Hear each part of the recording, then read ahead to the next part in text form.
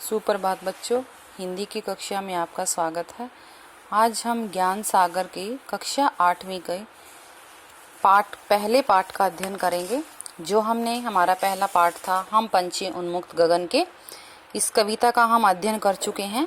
इसके साथ साथ इसके जो प्रश्न उत्तर थे हम उसका भी अध्ययन कर चुके हैं। तो आज हम इसके अभ्यास का अध्ययन करेंगे। जैसे हमारा 5वां प्रश्न था, इससे पहले 4 प्रश्न हमने कर लिए थे।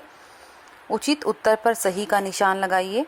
पक्षी कहाँ गा नहीं पाएंगे, इसमें आपके पास 4 ऑप्शन दे रखे हैं कि पक्षी कहाँ गा नहीं पाएंगे। घोंसले में, पिंजरे में, आकाश में, पेड़ों में।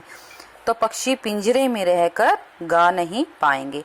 श्रवण श्रृंखला के बंधन में पक्षी क्या भूल गए हैं? वो श्रृंखला के बंधन में क्या भूल गए हैं? उड़ना भूल गए हैं। पक्षियों का क्या सपना है? स्वच्छंद रहने का, मतलब आजाद रहने का। वो पिंजरे में रहना पसंद नहीं करते।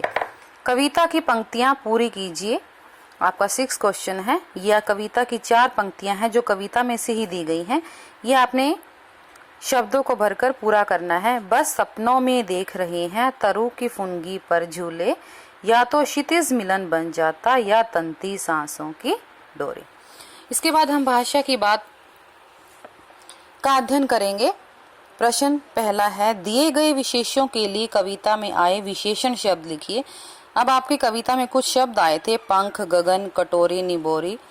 इन शब्दों के लिए कौन से विशेषण शब्द आए थे, अर्थात इन शब्दों की क्या विशेषता बताई गई है, वो हमने लिखने हैं। आपको विशेषण का पता है, जो शब्द संज्ञा और सर्वनाम की विशेषता बताते हैं उनको विशेषण कहते हैं। तो हमारे पास पहला शब्द था पंख। अब पंख की विशेषता क्या थी कि वो पुलकित थे। गगन की विशेषता नीला गगन। कटोरी की विशेषता कनक कटोरी। निबोरी की विशेषता कटुक निबोरी थी, वो कड़वी निबोरी थी।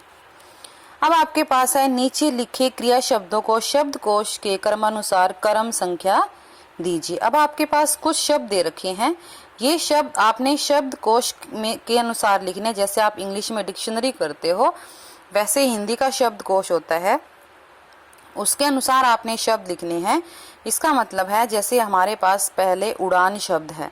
अब जब हम हिंदी की वर्णमाला पढ़ते हैं तो ऊ सबसे छोटा है इसमें। देखो, ऊ से छोटा इसमें कोई भी वर्ण नहीं है, इसलिए सबसे छोटा हमारे पास ऊ आया है। अगर इसमें आ होता तो सबसे पहले हम आ वाला शब्द उठाते। अब इसमें ऊ वाला शब्द सबसे पहले आया तो हमने उड़ान पहले नंबर पे दिया है। ऊ के बाद आया हमारे पास चुगते, फिर आया जाएंगे, डालो, दिए। अब हमारे पास द के 2 शब्द थे, दिए और देख। तो हमने सबसे पहले दिए क्यों लिया? क्योंकि द के बाद यहाँ पर ई की मात्रा है और यहाँ पर द पे ए की मात्रा है, तो ई की मात्रा छोटी है, तो हमने यहाँ पर 5वां नंबर दिया है, इसको हमने 6ठा नंबर दिया है। इसके बाद है पाएंगे, उसके बाद बन और बहता, ऐसे यहाँ पर है।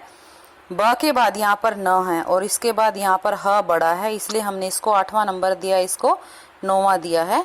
इसके बाद है बड़ा भ, भूले 10वें नंबर पे है क्योंकि ये सबसे बड़ा है। नीचे दिए गए शब्दों के पर्यायवाची शब्द एक कविता में से और एक अपनी ओर से लिखिए। अब हमारे पास कुछ शब्द तो कविता में भी आए हैं पर्यायवाची शब्द। जैसे पक्षी को और क्या कहते हैं? पंछी, खग, या विहग भी हो सकता है। नभ होता है आकाश, गगन, अंबर या आसमान। ऐसी पेड़, वृक्ष, तरु, पादप, बहुत सारे इसके पर्यायवाची शब्द होते हैं। तो आपने कोई भी 2 पर्यायवाची शब्द इसमें भरने हैं।